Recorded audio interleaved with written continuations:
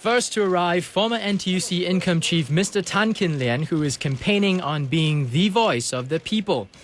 Dr. Tony Tan, the former Deputy Prime Minister who has been endorsed by some labour unions, arrived next. Former civil servant and investment advisor Mr. Tan Ji Se came next. He said he would try to ensure that economic growth be spread evenly if he were elected.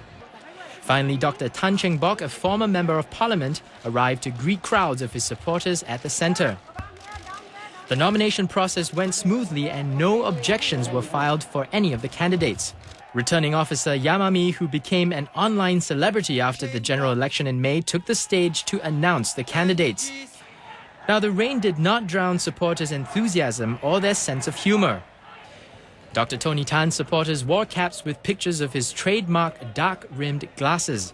Others had colour-coordinated themes. Mr. Tan Ji Se supporters were decked in white and Dr. Tan Cheng Bock chose red. There was even some competition between groups of supporters to drown each other out. In his speech to supporters after being confirmed as a candidate, Dr. Tan Cheng Bock said he hoped to unite Singaporeans and believes that Singapore needs more transparency and integrity. I want to promote multiracialism in Singapore, and I hope to be your unifying figure to achieve this goal. Let us all come together for the good of our nation. And I want to thank Singaporeans first. Mr. Tan Ji Se said the president needed to serve as a check on the government and should have the moral conviction to speak up for Singaporeans. Now is your opportunity to elect the president to ensure that the government does not abuse its position for their own benefit, but to carry out what it has promised to Singaporeans. Dr. Tony Tan had to wait for the other candidate's supporters to tone down before he started. When I retired from Parliament in 2006, I thought I had fought my last election.